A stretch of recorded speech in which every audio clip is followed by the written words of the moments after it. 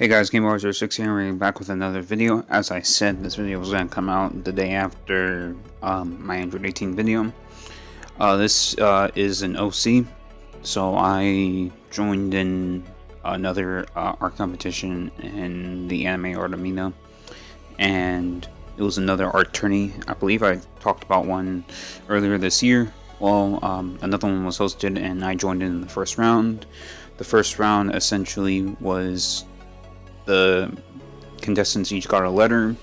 They were put in a group against one or two other people, and those people were required to make an entry for that letter, and the actual assignment itself was to basically take an animal, object, food, etc., basically a noun, and personify it and create a human version of said noun. My entry was a little later than I wanted to because for P, one thing I instantly thought of was pirate, and I wanted to draw Luffy because Luffy is obviously embodiment of what a pirate really is. I asked the challenge host. It took them a bit to respond. I had a backup idea. I had a backup idea that I was thinking about because I thought the chances were that would be a no.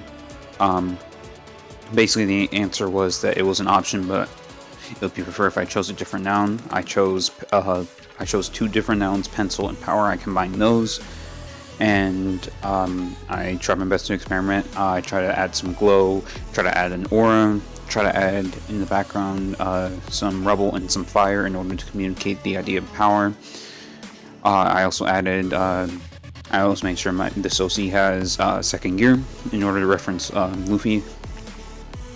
And based off the time constraints, I decided against doing fourth gear Snake Man or drawing her with hockey. Then again, I think that might have communicated the idea a little bit more, and now I kind of wish I did that. However, if I wanted to, I can go back, edit the drawing and just make a hockey version. If you guys want to see a hockey version, just let me know in the comment section down below.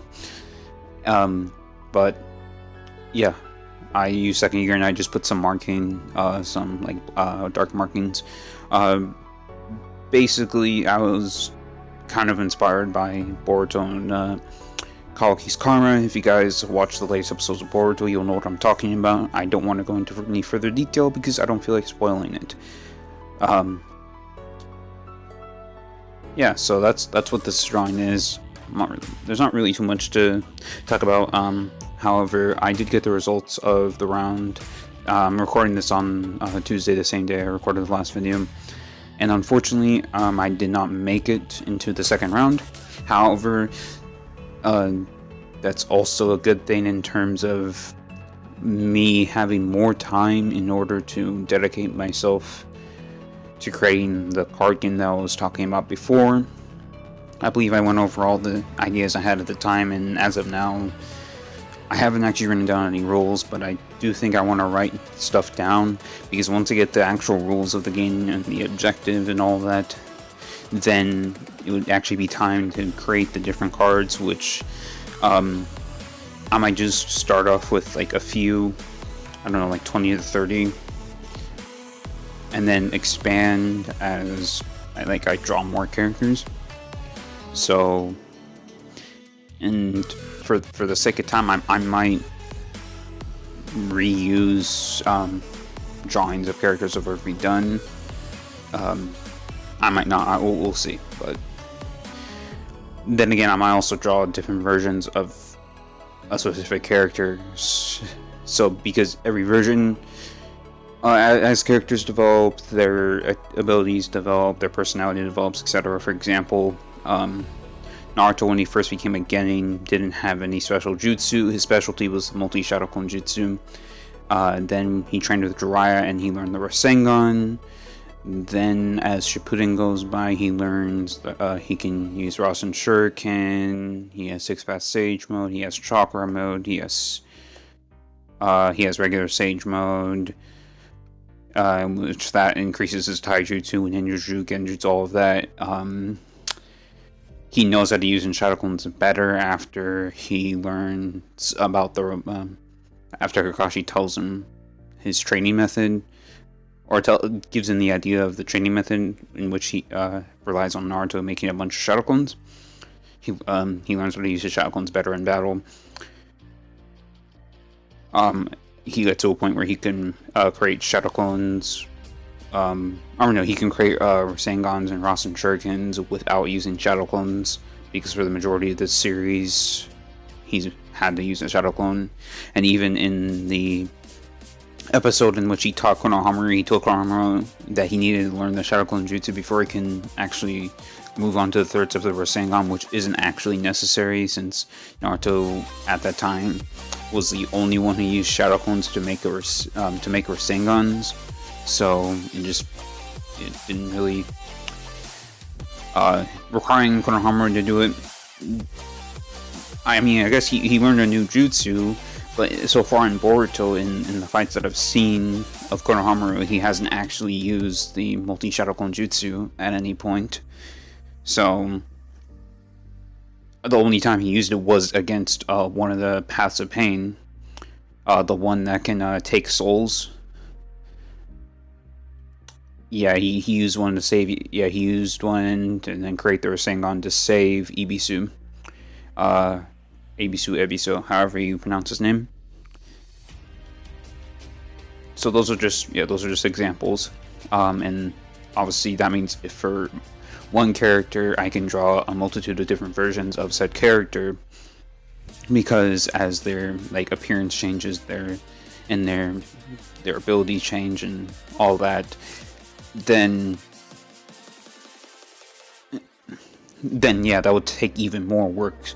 Another character I can think of that would have that kind of issue, I guess, would be Ichigo. So there's Ichigo when he first accesses Bankai Tensa Zangetsu, then when he learns Holification and he has the mask, then after his fight with Grimmjow, his mask changes. Or no, not after his fight with Grimmjow. After his fight with Ulquiorra,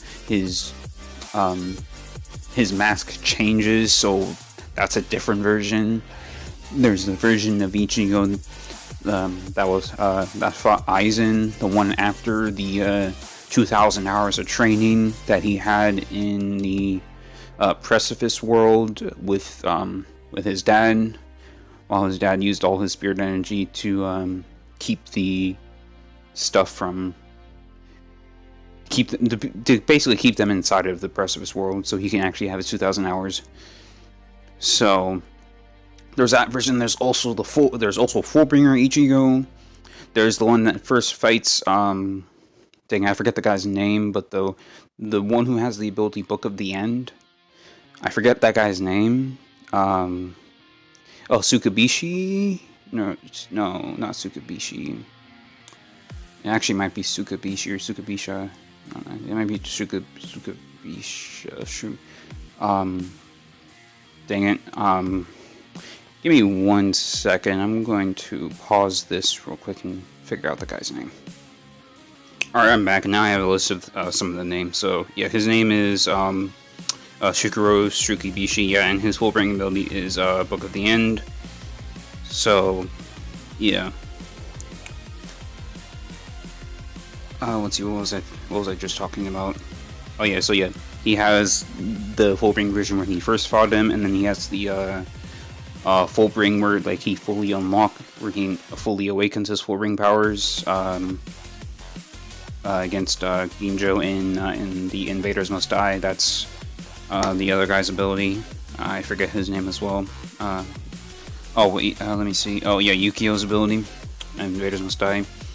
And then he uses it against the other Fullbringers when Shukuro returns their memories or rewrites their memories so they're normal again. So yeah, there's the Fullbring version. Then there's the version where he gets his soul reaper powers back, and that's mixed in with his Fullbring. That changes his physical appearance and also changes the appearance of his it changes the appearance of Zangetsu. And then there's the Bankai version of that. So yeah, it's just a lot to think about with one individual character, and we'll see what happens. I'll see you guys in the next video. I don't know what I'm going to draw next, but I'll see you guys regardless. Deuces.